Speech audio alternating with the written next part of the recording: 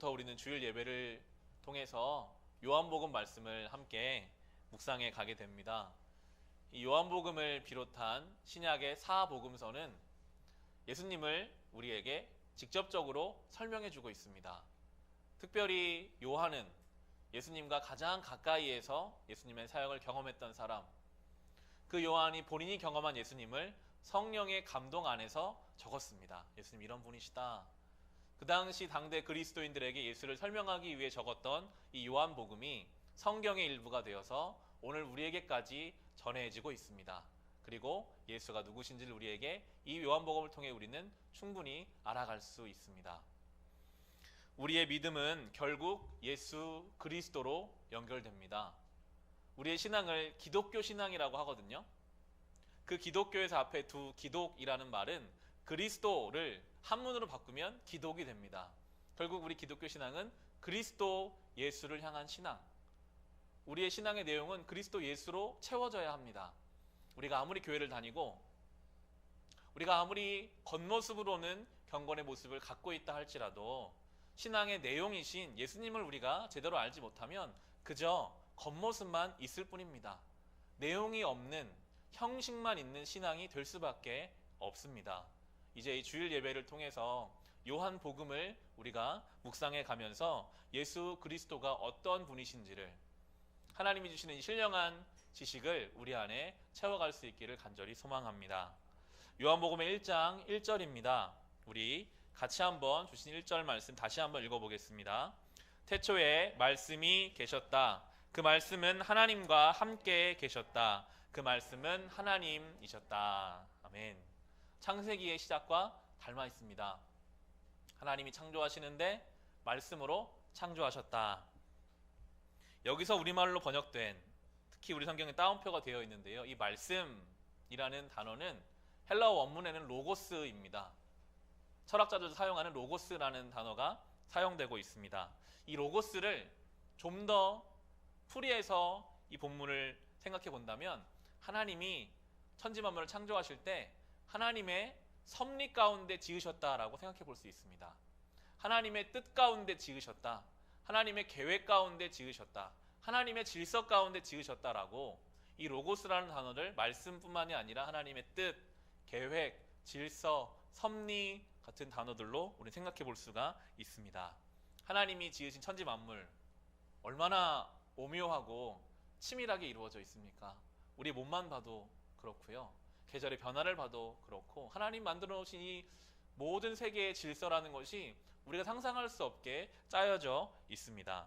성경은 그렇게 말합니다. 3절, 4절 보시면 모든 것이 그로 말미암아 창조되었으니 그가 없이는 창조된 것은 하나도 없다. 창조된 것은 그에게서 생명을 얻었으니 그 생명은 사람의 빛이었다 라고 하면서 그 예수님을 설명하는데 요한은 적고 있어요.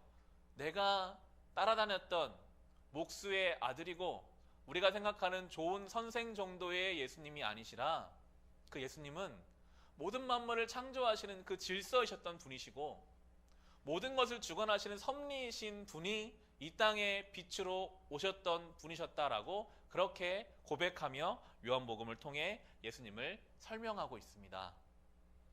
어떤 일을 할 때, 어떤 것을 만들어 갈 때 원리와 올바른 방법에 따라서 그것을 만들어 가야 불안정하지 않고 안정되게 온전하게 만들어 갈 수 있습니다. 그렇지 않으면 위태로울 수밖에 없거든요. 요한은 지금 그렇게 말하고 있어요. 예수님이 우리의 삶의 방법이시고 질서이시고 원리가 되신다. 저희 집 안방에는 1500피스짜리 큰 퍼즐이 미완성으로 지금 침대 밑에 이렇게 방바닥에 놓여 있습니다. 아내가 어느 날 택배로 그거를 받더라고요. 취미가 그 퍼즐을 맞추는 게 자기 취미래요. 결혼한 지 5년 넘어 6년이 되어가고 있는데 저는 아내를 잘 안다고 생각했었거든요. 그런데 결혼할수록 잘 모르는 것도 많고 다른 것도 많더라고요. 저는 한 번도 그렇게 무려 1500개짜리가 되는 퍼즐을 맞춰본다는 생각도, 그게 재밌다는 생각도 안 해봤는데 아내는 묵묵하게 뭐 1시간이고 2시간이고 그걸 맞춰가고 지금 있는 상황입니다. 제가 보면 퍼즐은 원칙이 있더라고요. 원래 있는 그림을 보고 그 모양에 맞춰서 끼워야 돼요.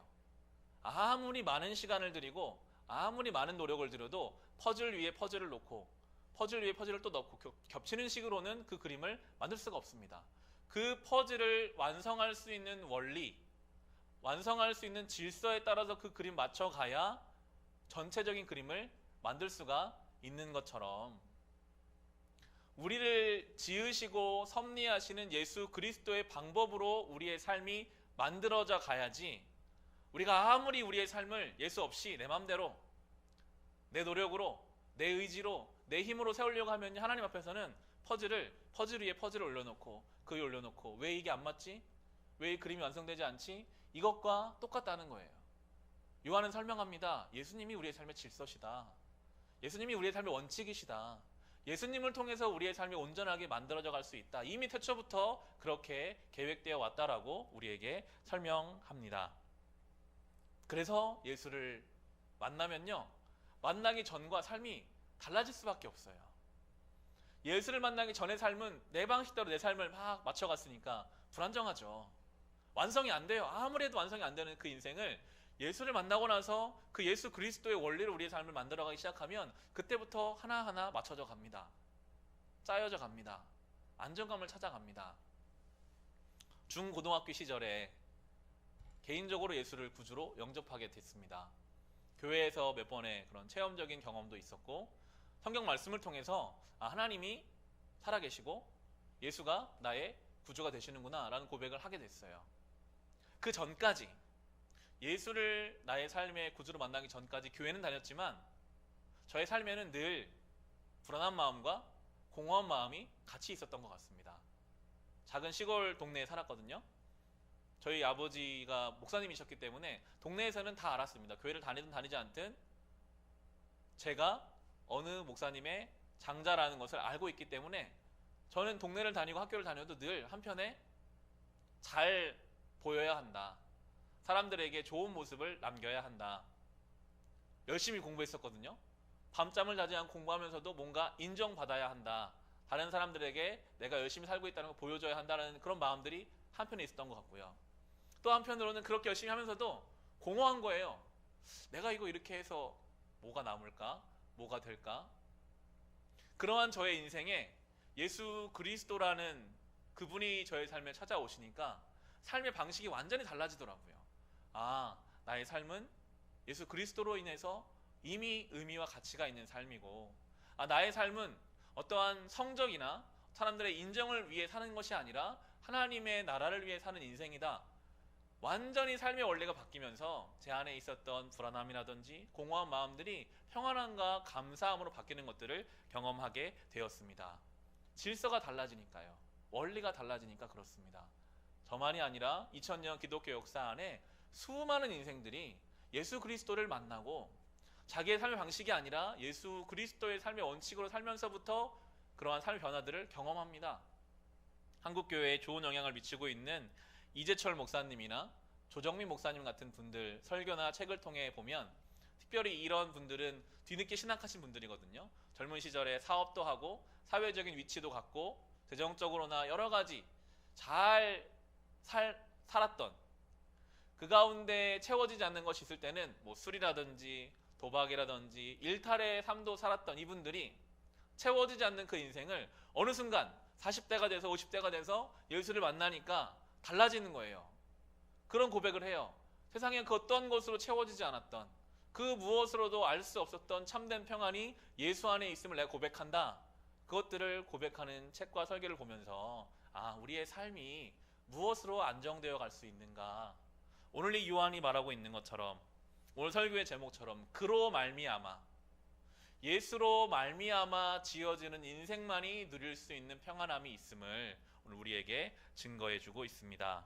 바라기는 우리가 이 예수로 말미암아 지어지는 인생이 되시기를 바랍니다. 그 가운데만 누릴 수 있는 참된 평안함을 우리가 함께 누리며 이 한 해를 잘 정리하고 새해를 준비할 수 있으시기를 소망합니다. 14절 말씀을 같이 한번 보겠습니다. 우리 14절 같이 한번 읽어보겠습니다. 그 말씀은 육신이 되어 우리 가운데 사셨다. 우리는 그의 영광을 보았다. 그것은 아버지께서 주신 외아들의 영광이었다. 그는 은혜와 진리가 충만하였다. 아멘. 이제 요한이 더 설명해 갑니다. 그 말씀, 천지 만물을 지으시고 모든 것을 섭리 가운데 인도하시는 하나님 말씀이 육신이 되어 우리 가운데 오셨다. 한 개인의 삶으로 오셨다. 그 가운데 우리는 영광을 봤다라고 말하는 이 영광은요, 출애굽기 40장에 가보면 모세가 처음 하나님 말씀대로 성막을 지은 장면이 나와요. 성막을 다 짓자마자 그 하나님의 성막에 하나님의 임재가 강력하게 임재합니다. 그 성막에 들어가기 힘들 정도로 하나님의 임재를 경험하는 그 영광이, 하나님의 전능하심이 인간의 삶으로 찾아왔을 때 경험할 수 있는 그 영광이 예수 그리스도를 통해서 이 땅에 나타났고, 그 영광이 구체화된 것이 바로 뒤에 나오는 은혜와 진리의 충만함이다라고 설명하고 있습니다. 예수 그리스도 안에 하나님의 영광을 경험하고 나면 구체적으로 드러나는 것이 바로 은혜와 진리입니다. 은혜와 진리가 예수 그리스도 안에 충만하셨는데, 이 은혜는 성경 전체를 꿰뚫고 있는 중요한 신앙의 개념입니다. 은혜는 하나님의 자비하심과 인자하심을 우리에게 설명합니다. 구약 성경을 묵상하다 보면요, 요즘 새벽 예배 시간에 구약을 쭉 묵상해 가고 있는데 얼마나 이스라엘이 악한지, 얼마나 하나님 앞에 순종하지 않는지를 볼 수 있습니다. 특별히 이번 주에 스가랴 말씀을 쭉 묵상해 왔었는데요, 스가랴 7장에 보면 이런 말씀이 있습니다. 주님께서 이렇게 말씀하셨으나 사람들은 듣지 않고 등을 돌려 거역하였다. 귀를 막고 들으려고도 하지 않았다. 사람들은 마음이 차돌처럼 굳어져서 라고 나오고 있습니다. 하나님이 말씀하시는데 귀를 막아요. 듣기 싫다고. 하나님이 앞에 계시는데 등을 돌려버리는 이스라엘이 나옵니다. 그 마음이 딱딱하게 굳어서 차돌 같은 마음이었다. 하나님이 이스라엘에게 말씀하시고 은혜를 베푸시는데 전혀 들으려고도 하지 않고 오히려 등을 돌리려고 하고 마음이 굳어져 있는 이스라엘. 하나님이 그들을 벌하시면 되거든요. 노아의 홍수 때처럼 물로 심판하시거나 소돔과 고모라처럼 불로 심판하시면 될 텐데, 이스라엘 백성을 향한 하나님의 은혜가 있어서 하나님이 이스라엘 백성이 돌아올 만큼만 아프게 하세요. 깨닫고 두 손 들고 돌아올 만큼만 시험하세요. 그리고 기다려주세요. 성경을 보면 이 하나님의 은혜를 볼 수 있습니다. 이 땅에 오신 예수 그리스도가 이 은혜의 주님이십니다. 은혜라고 하는 것은 받을 만한 조건이 아닌데 받는 것이 은혜입니다. 전혀 그것을 누릴 만한 상황이 아닌데 누리는 것이 은혜입니다. 예수님이 그러셨거든요. 이 땅에 오셔서 병자들을 아무 조건 없이 다 고쳐주셨어요. 예수님께 나오는 병자들을 고쳐주시고, 예수를 배신할 제자들을 기다려주시고, 결국에는 모든 이들을 위해서 십자가에서 죽으시는 예수 그리스도의 은혜를 우리 성경을 통해서 볼 수 있는데, 이제 그 은혜의 주님이 우리에게 그 은혜로 충만한 삶을 살라고 부르고 계십니다.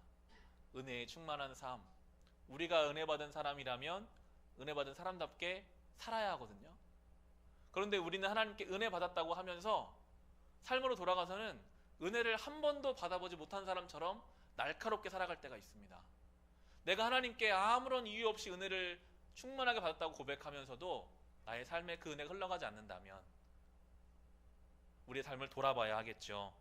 은혜가 없는 삶은요, 받은 대로 갚아주는 삶입니다. 오로지 조건으로 상대하는 삶입니다. 그러나 은혜가 우리 안에 있는 삶은 화내야 할 때 화내지 않고 참아주는 삶이고요. 은혜가 우리 안에 있는 삶은 지금 두고 혼자 떠나가야 할 때 그를 기다려주는 삶이고요. 은혜가 있는 삶은 지금 비난하고 비판해야 할 때 그를 덮어주는 삶이 바로 은혜가 있는 삶입니다. 말씀이 육신이 되어 우리 가운데 임하실 때 은혜가 충만했던 것처럼 우리가 주님 안에 이 은혜의 삶을 살아가기를 소망합니다. 우리 교회가 은혜가 충만한 교회가 되기를 간절히 소망하게 되고요. 특별히 각 개인의 가정들이 은혜가 충만한 가정이 되고, 우리의 삶과 우리의 신앙이 은혜가 충만한 삶과 신앙이 돼서 이 수많은 갈등들을 하나님의 은혜로 덮어내는 삶, 우리 고린도전서를 통해 결국 본 것은 그것이거든요. 수많은 갈등을 어떻게 덮을 것인가, 내가 받은 은혜를 가지고 갈등을 해결하는 이 땅의 성도로 살아가라라고 오늘 우리를 부르고 계십니다. 그리고 이 땅에 말씀으로 오신 예수는 진리로 충만하셨습니다. 진리는 기준입니다. 진리는 유일한 올바른 길이 진리입니다. 예수 그리스도가 이 땅에 오신 기준이셨고 이 땅에 오신 올바른 길이 되셨습니다. 예수님 끊임없이 세상 유혹했거든요. 공생에 시작하기 전에 3가지 시험이 있었잖아요. 십자가 지지 말라는 거거든요. 결국 그 능력 가지고 잘 먹고 잘 살아라. 하나님 뜻 이루지 말고 네 원하는 뜻을 이뤄라. 예수님한테 끊임없이 유혹했어요. 십자가를 지지 말라고. 하지만 예수께서는 그 길을 가셨습니다. 흔들리지 않으시고 그 진리요 기준을 붙잡으신 예수 그리스도, 그 말씀이 우리 가운데 임할 때 우리도 그 진리의 사람이 돼야 합니다. 왜냐하면 이 시대는요 너무 혼란스럽거든요. 이 시대는요 수많은 가치들이 혼재되어 있습니다. 무엇이 맞는지, 무엇이 옳은지 알기 어렵게 만들어가요. 어떻게 자녀를 양육하는 것이 옳은지, 어떻게 직장에서 살아가는 것이 정말 성도의 삶인지, 어떻게 돈을 우리가 대해야 하는지, 수많은 가치 속에서 우리를 흔들리게 합니다. 말씀이 육신이 되어 우리 가운데 임하실 때 우리는 진리로 충만해지게 됩니다. 기준을 붙잡을 수 있게 되는 것입니다. 하나님 말씀으로 충만해서 이 세상의 유혹과 시류에 흔들리지 않고 좌로나 우로나 치우치지 않고 온전한 길을 걸어갈 수 있으시기를 바랍니다. 이 하나님의 거대한 말씀, 깊이 있는 말씀을, 이 진리의 말씀을 그럼 어떻게 좀 우리의 이 소소하고 세밀하고 굉장히 상황마다 다른데 적용할 수 있을까?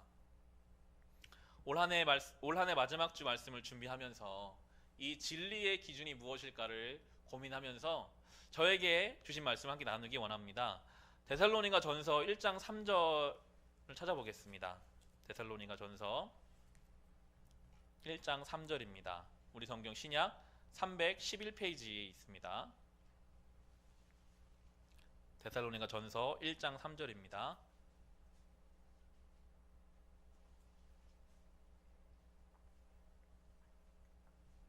이미 연중에 한번 나눴던 말씀이고요. 성경에 수많은 말씀들이 있지만 우리 교회가 이 말씀대로 이것을 진리의 기준으로 삼아서 살아가면 참 좋겠다라는 생각이 들어서 함께 이 말씀을 나누기 원합니다. 데살로니가 전서 1장 3절 말씀을 우리 같이 한번 읽어보겠습니다. 또 우리는 하나님 우리 아버지 앞에서 여러분의 믿음의 행위와 사랑의 수고와 우리 주 예수 그리스도께 둔 소망을 굳게 지키는 인내를 언제나 기억하고 있습니다. 아멘. 여기에 보면 3가지 우리에게 친숙한 개념이 나옵니다. 믿음, 사랑, 소망이 나옵니다.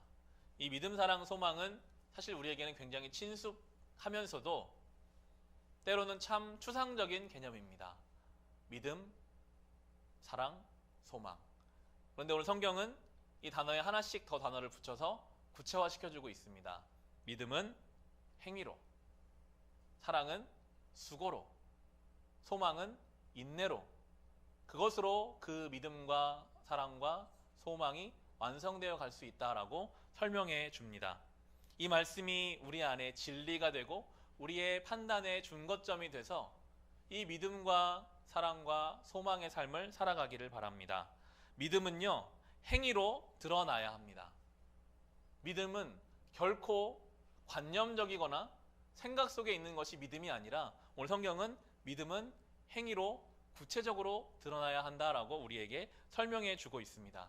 예수를 믿는다면, 정말 그 예수의 은혜를 받은 사람이라면 그 믿음에 합당한 삶을 살아야 하는 것이고요. 정말 하나님을 믿는다면 그 하나님이 합력하여 선을 이루신다는 믿음이 우리 안에 있다면 우리의 삶의 때로 내가 원치 않는 일들이 생길 때 우리 하나님은 이것까지 합력하여 선을 이루시는 분이시지라는 믿음으로 우리는 흔들리지 않아야 할 것입니다. 내 인생의 스케줄대로 일이 이루어지지 않을 때 하나님은 늦어지는 것까지 사용하셔서 선을 이루시는 분이시다라는 믿음을 가지고 우리는 담대하게 나아가야 합니다. 그런데 우리 안에 이 믿음이 부족할 때는 믿음은 믿음대로 내 머릿속에 있고 막상 내 현실에서는 내 뜻대로 되지 않는 일들 때문에, 내 생각대로 진행되지 않는 것들 때문에 염려하고 좌절하고 신음할 때가 있습니다. 우리는 이 믿음의 행위를 따라가야 합니다. 움직이는 믿음이 되시기를 바랍니다. 분명히 하나님께서 저와 여러분에게 요구하시는 믿음의 행위가 있습니다. 그것이 무엇인지를 붙잡고 하나님 앞에 묵상하고 기도하며 믿음의 행위를 가지고 살아가시기를 바랍니다. 두 번째는 사랑의 수고입니다. 사랑은 드라마나 영화처럼 달콤하고 아름다운 것이 아닙니다. 사랑은 수고로 완성되는 것입니다. 오늘 성경은 말합니다. 사랑한다면 말로만, 생각으로만 하지 말고 사랑하기 때문에 수고를 감당하라 라고 우리에게 말씀하십니다. 사랑하는 가정을 돌보기 위해서 수고하는 것입니다. 내 부모, 내 자녀를 사랑하기 위해서 수고하는 것입니다. 이 교회를 사랑하기 위해 수고하고 내 일상 속에 만나는 그 한 사람을 내가 주님 말씀대로 사랑하기 위해서 수고하는 것, 그렇게 수고함으로 사랑을 완성해 가라고 오늘 우리를 부르고 계십니다. 사랑의 수고를 하다 보면요, 때로 억울할 때가 있어요. 야, 내가 이렇게까지 수고하는데 왜 알아주지 않나? 왜 내 가족들은 내 수고를 몰라줄까? 왜 이 교회는, 왜 내 일상 속에서 나름대로 내가 사랑으로 살려고 수고하는데 나의 수고는 다 어디로 가는 것인가? 억울해할 수 있습니다. 그런데 예수님께서는 그 억울해하는 사람들에게 뭐라고 말씀하셨는가 하면요, 기뻐하고 즐거워하라.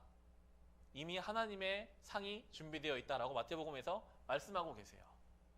주님 때문에 말씀에 순종하려고 사랑하고 수고하는 그들, 아무도 몰라줘서 마음이 억울하고 답답한 그들에게 억울해하고 답답할 필요가 없다. 아무도 몰라줘도 괜찮다. 주님이 알고 계신다. 하나님이 아시기 때문에 그 묵묵히 사랑의 수고를 감당하라고 오늘 말씀해 주고 계십니다. 담대하게 사랑의 수고를 감당하십시오. 아무도 몰라준다고 해도 주님이 알고 계시기에 담대하게 우리는 사랑의 수고를 감당할 수 있습니다. 마지막으로 소망의 인내입니다. 소망은 바라는 것입니다. 하나님 앞에 간절히 바라는 것이 있다면 인내하라고 하십니다. 이 소망의 인내는 신앙 안에서도 참 중요한 부분인 것 같아요. 성경의 많은 인물들이 하나님을 소망하면서 인내의 시간을 보냈습니다. 아브라함이 이삭을 소망할 때 25년을 기다렸습니다. 모세가 이스라엘 백성을 광야에서 인도할 때 40년 동안 이 말 안 듣는 백성이 하나님 백성 되기를 소망하며 인내했습니다. 예수 그리스도가 제자들을 3년 동안 같이 공생애를 통해 제자화 시키실 때 그들이 배신하고 도망갈 걸 알지만 소망하며 인내하셨던 것처럼 우리의 삶에 하나님을 향한 소망이 있다면 우리는 때로 인내해야 합니다. 우리의 삶을 인내하게 만드는 것들도 있습니다. 때로 환경이 우리를 어렵게 하고 사람이 우리를 어렵게 하고 나 자신이 나를 힘들게 하는 그때에 하나님께 바라는 모습과 모양이 있다면 그것을 바라보며 우리는 인내하며 그 자리를 지켜내는 것입니다. 특별히 이 소망의 인내는 기도와 잘 연결되는 것 같아요. 우리 안에 소망하는 바가 있을 때 하나님 앞에 기도의 무릎을 꿇으며 우리는 인내의 시간을 보내야 합니다. 하나님, 나의 삶의 이 소망을 주님께 맡기오니 주님이 나를 인도해 주십시오. 특별히 그 기도의 내용이 내가 원하는 것 주님께 직접적으로 이야기하고 요구하는 것이 아니라 우리가 기도할 때 주님이 원하시는 뜻대로, 주님이 원하시는 방법대로, 그 시기대로 나의 삶에 이루어지게 해달라고, 그것을 믿고 기다릴 수 있는 믿음을 나에게 허락해 달라고 우리가 그렇게 기도의 자리로 나아갈 때 우린 소망의 인내를 완성해 갈 수 있을 것입니다. 말씀이 육신이 되어 우리 가운데 거하실 때 우리는 영광을 보고 하나님의 은혜와 진리의 충만함을 경험하게 됩니다. 말씀이 우리 가운데 임하셔서 은혜의 사람으로 살아갈 수 있으시기를 바랍니다. 진리의 사람으로 살아갈 수 있으시기를 바랍니다. 특별히 믿음의 행위로, 사랑의 수고로, 소망의 인내로 그 중요한 하나님 주신 말씀들을 우리의 삶의 기준점으로 삼아서 진리 안에서 참된 길을 걸어갈 수 있으시기를 바랍니다. 이 말씀을 이렇게 묵상하고 삶에 적용하려고 하다 보면 때로는 사실 버거울 때가 있어요. 어떻게 말씀으로 은혜 가운데 진리 가운데 사나? 어떻게 믿음의 행위, 사랑의 수고, 소망의 인내로 사나? 나의 삶은 너무나 분주한데, 나의 삶은 쉽지 않은데 어떻게 이 믿음을 살 수 있을까? 우리 안에는 그렇게 살아갈 만한 선한 가능성들이 너무나 작습니다. 어쩌면 그래서 우리는 오늘도 예배의 자리에 나오는 것이죠. 예배의 자리에 나와서 주님, 저는 그게 잘 안 됩니다. 도와주십시오. 그것이 저는 신앙인 것 같아요. 주님 말씀하셨는데 나는 그걸 할 만한 가능성과 아무런 선한 것이 없으니 주님을 철저히 의지해서 하나님께 맡겨드리는 것. 내가 할 수 있는 대로 날마다 하나님 말씀 앞에 서서 아버지의 말씀이 내 안에 들어오셔서 나를 진리와 은혜로 바꿔가시는 것들을 경험하는 것.